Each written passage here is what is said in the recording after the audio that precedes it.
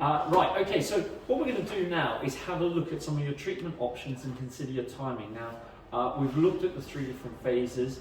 I'm going to look through some of the treatment options that you might be considering as part of getting a tendinopathy right. It is a complex problem, so there is no straight, you do this, you get that result, then you do this, you get that result. You have to try different things, you have to work with your pain levels, you have to work with your treating clinician to really try and get a better understanding of what's going to work for you and how hard and how fast you can push things along. But depending on what phase you're in, if you're in one of the earlier phases, the treatment can be relatively quick in terms of 6 to 12 weeks to get you back. If you're in a more of a degenerative change, as we talked about in the other videos, it will take longer. It can be 6 months, 12 months, even 18 months before you can progress again. So keep that in mind.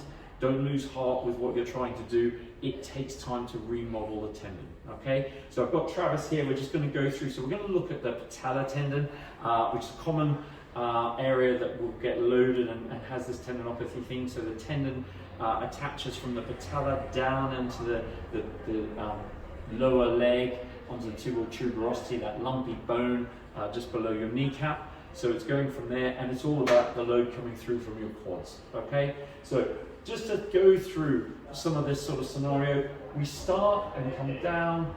A common place to start and just hold is an isometric. So we're not going to do anything. So what we're doing is we're loading the tendon and building strength and tissue tolerance through the tendon and through the tendon muscle region by holding this area. So we're not going to be setting off pain, but we're loading it and starting to help get ready for the changes that we might want to see. So you might hold that for 60 seconds, you might do 2 or 3 of them.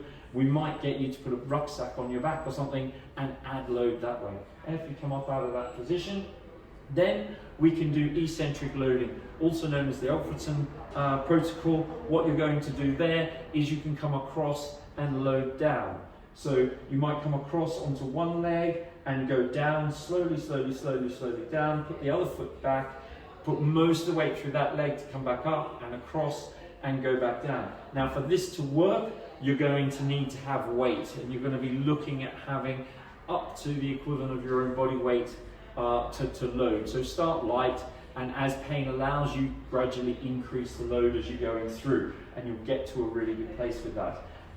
You're going to obviously be doing that single leg, so there's a lot of single leg work happening through there. Okay, next one we want to do is we want to do eccentrics. So eccentrics, loading the muscle while it's lengthening, concentrics coming back up again, and it changes the load in the tendon. So we're going to go down and up again. I would work on this being loaded, so go down nice and slow, and then come back up.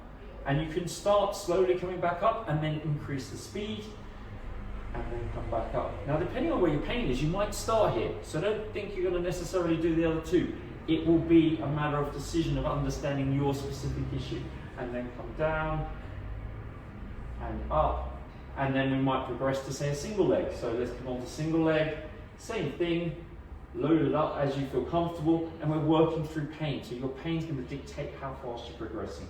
Okay, so that's that sort of area there. Then we're going to come around, so I've got the bar set up, so then we can do, if you have access, so younger clients will do this, people who've got access to gyms and weights, we're going to start to do some super heavy loading. It's less time, so for some of these, you're going to need to be doing them 2 or 3 times a day and 3 sets of sort of 10 to 12 reps. It's quite a lot of volume, takes quite a lot of time. Here we can load it up a bit more aggressively, help the tendon adapt quicker, and we can go from there. So we get Travis, so he can do a nice, not a deep squat, just a low squat to load that knee again, and he can work through the sets. Now, we haven't loaded it up massively, it's just to show you here, but we want to try and find a rep max for him of sort of 5 to 8 that he'll load, and he'll do a couple of sets of that, and we can be quite effective with that 3-4 times a week. If you can do it every day, it can help. All right, and then restack there. So we've gone through that phase, added in again. more strength. And then finally, we want to do some plyometric stuff because we need to get you back, if you're going back in sports, any sort of dynamic running, jumping type activity, we've got to have that back. So we would start with some double leg jumping, nice and simple on the spot. We can go on to single leg hopping, we can do skipping, and then we can do some plyometric type jumps up onto a box, down off a box, landing, and really making sure that we're loading that tendon and getting it to work as much as we can back for you to be able to do what it is that you want to do. So that's a quick run through of some of the exercise options that you might need to consider for your tendinopathy issue. So keep that in mind. There will be many different places that you can start. And so it's trying to understand what works best for you, your pain and your particular injury, and biomechanics of how you move. Thank you.